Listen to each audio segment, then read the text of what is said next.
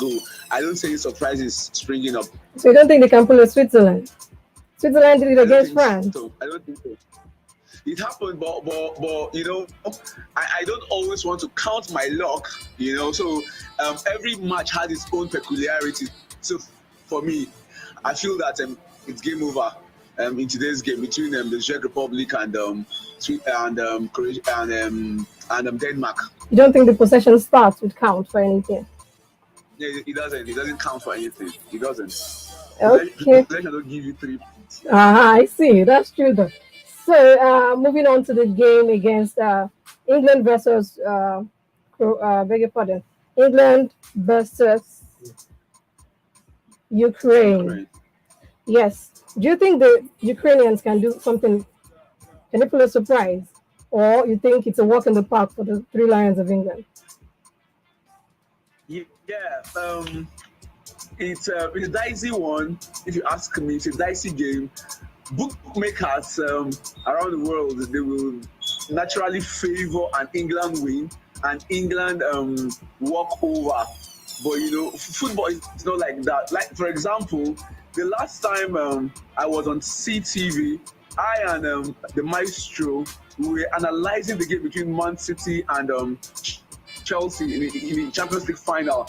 And for myself and the other my other colleague, the other guy, we overwhelmingly wanted Man City. We overwhelmingly gave the game to Man City.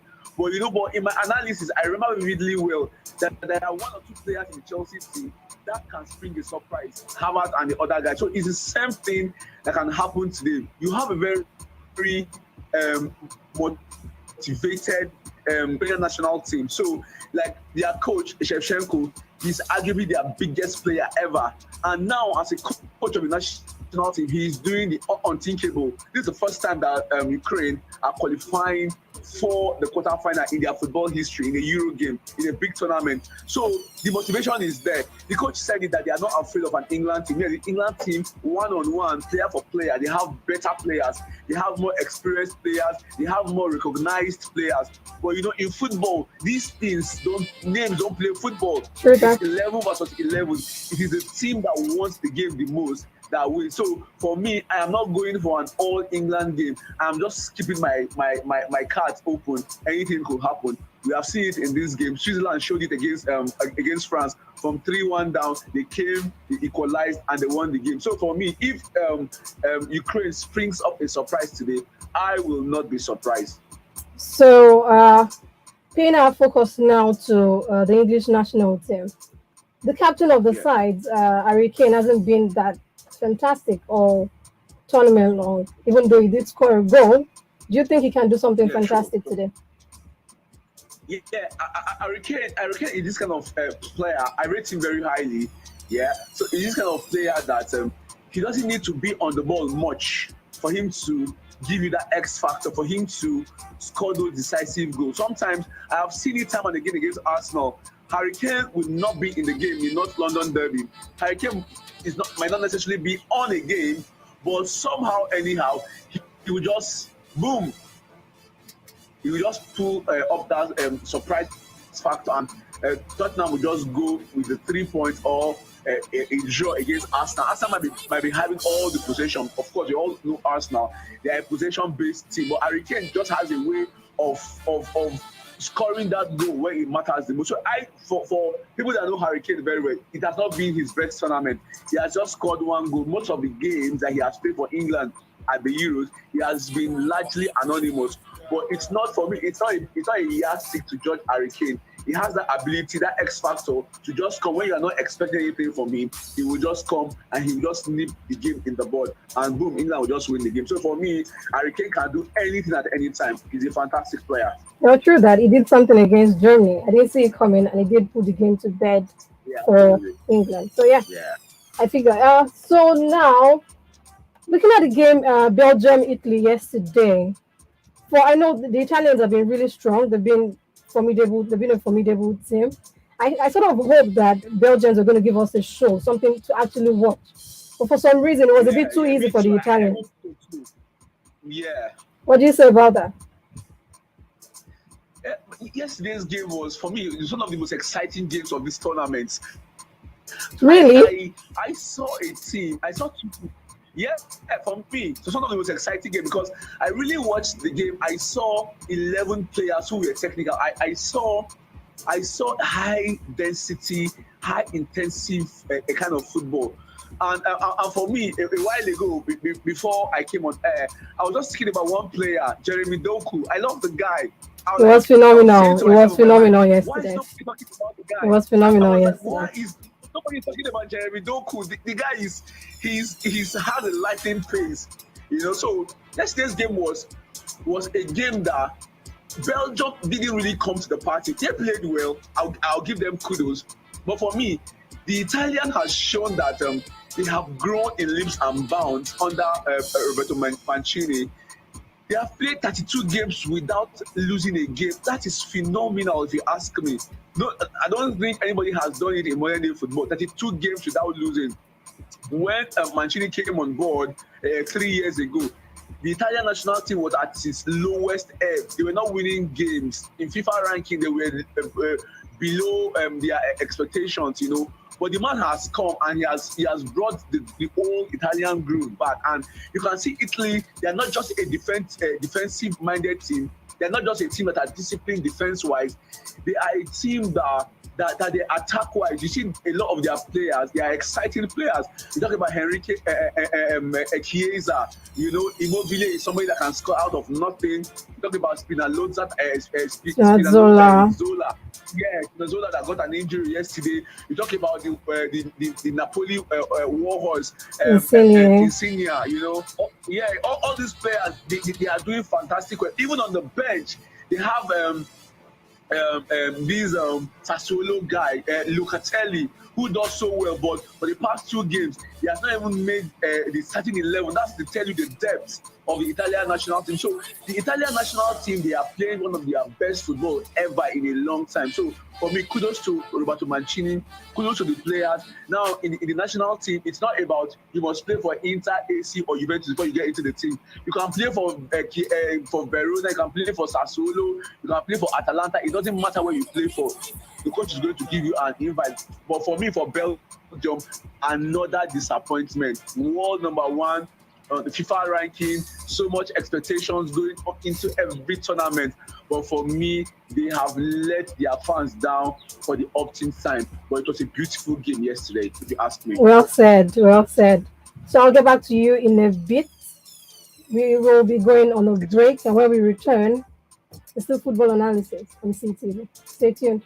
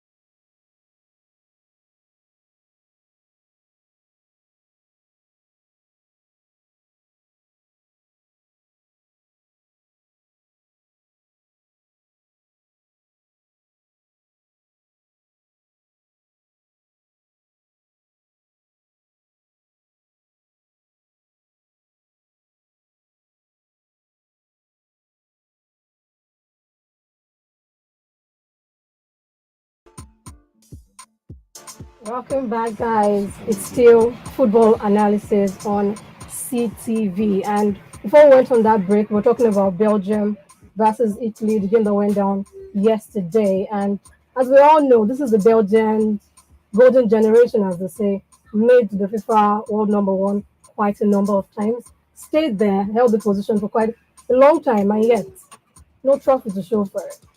Quite sad, I must say. So, are we saying, is it looking like the golden generation have stopped being golden, or they're going to finish without a trophy? And that's the end. Quite a number of their guys are in their 30s already. De Bruyne, Lukaku. Okay, fine. Okay, maybe late 20s, yeah, for him. But Eden Hazard, Torgan Hazard, all of these guys, they are nearing their prime. And as we know, as beautiful as this wonderful game is, it can be quite fickle. Players' careers is quite short. So is this the end of the Belgian golden generation? I'm going back to my guest. Hello, Chanka, are you with us? Yeah, I'm very here. Thank So, you. are we saying now that the Belgian national team, this is the end of the golden generation without a trophy? Or and it's looking like though that the next World Cup is going to be their last chance at a major trophy. Yeah, I think so.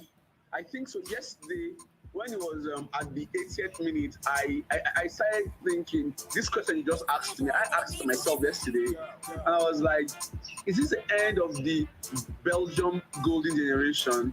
Will this team, with all its potentials, with all the expectations on the team, are they not going to win a major trophy? Because after now, a lot of these guys are not going to come back to the national team again. Vermaelen, I was shocked to even see him playing in the national team. I was very surprised to see him in the national team. Ventongen, these guys are past their prime. Ventongen is like 33 now. Company has left them. So for me, I feel that this team will not meet the expectations that has been placed on its shoulders. So they should just go back to their academy, right?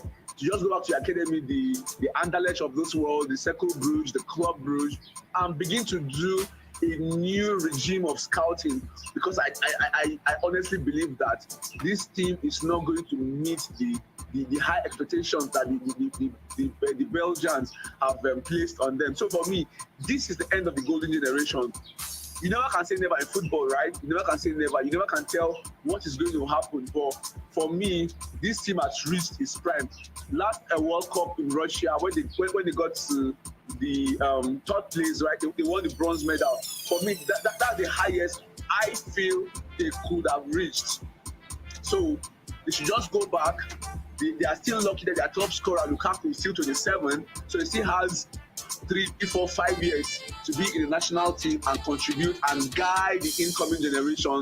Okay, you still have maybe somebody like Doku. Doku is, for me, is the face of the new generation trying to break into the national team. And you have a player in Anderlecht called Sambi Lokonga.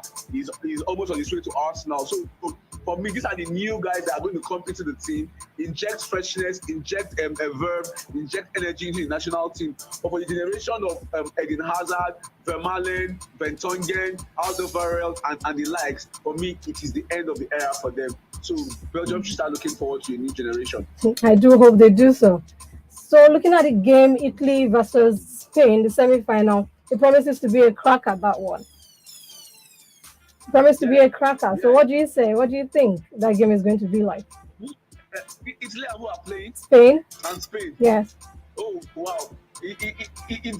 For me, I like that game because it's going to be an open game, right? It's going to be an open game. We know Spain. We know them with that kind of football.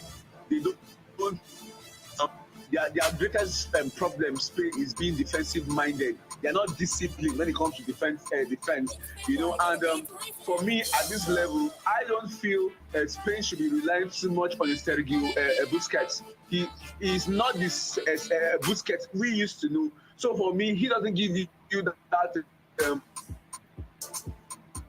offensive midfield position, and their central defenders, yeah, they are good. I like them. For example, I'm a big fan of Emerick Laporte. Yeah, I'm a fan too of Paul Lopez. But can they contain a firing and a very confident Azuri? That's the question that many people will be asking. So for me, it's going to be an explosive game.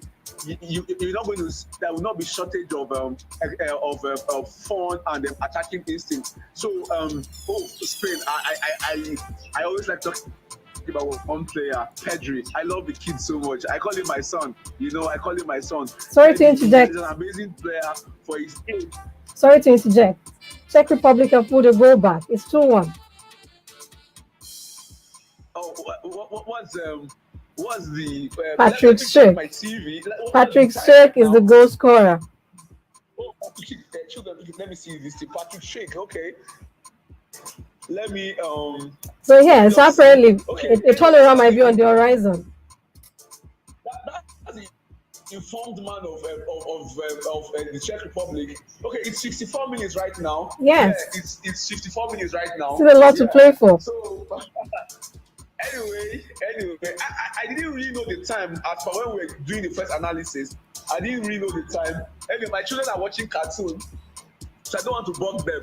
My kids are watching cartoons, so I don't want to disturb them. So I left the TV for them. So, but I'll still go for Denmark. I'll still go for Denmark. Okay, the second semi-final fixture, although not yet decided, that's going to be between the winner, uh, Ukraine versus England, and then the winner between Denmark and Czech Republic. Both games quite open. I mean, 2-1, still quite a lot of time to play for. Yeah, like we said earlier, a lot of people will go for England to cruise past Ukraine. But they should also not forget that England is not playing at the Wembley in this game. So that Wembley advantage, that home advantage, will Wouldn't not be be there there. today. So yeah, it won't be there. So for me, England are very vulnerable away from home. They are very vulnerable. They could be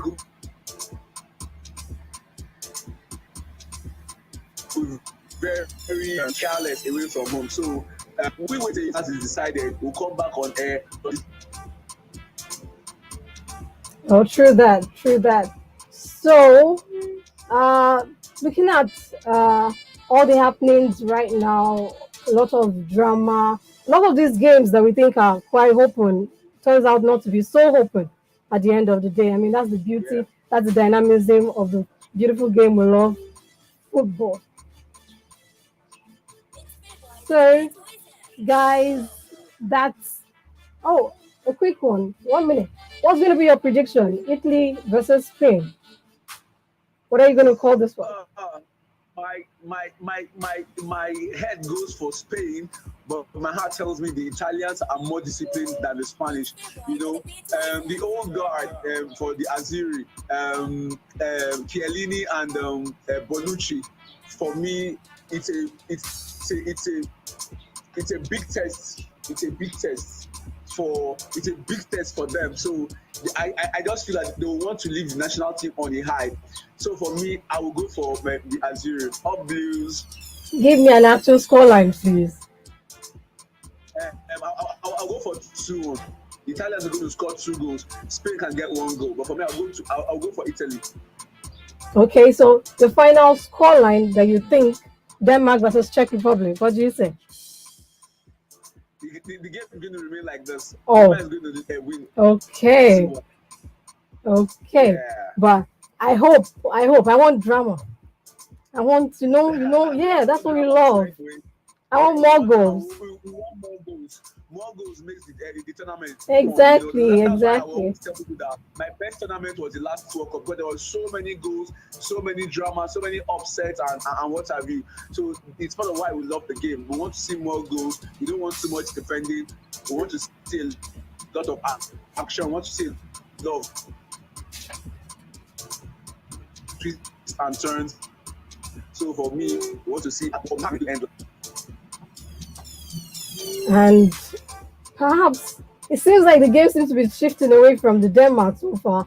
Even though they're on top, they still have the lead. It's still 2-1, but I think quite a lot of misplaced passes from the Denmark side. The Czech Republic guys, they seem to be on top at the moment. The momentum seems to be shifting. So I think it looks like we're still in for a lot more drama as I wanted, just exactly as I want.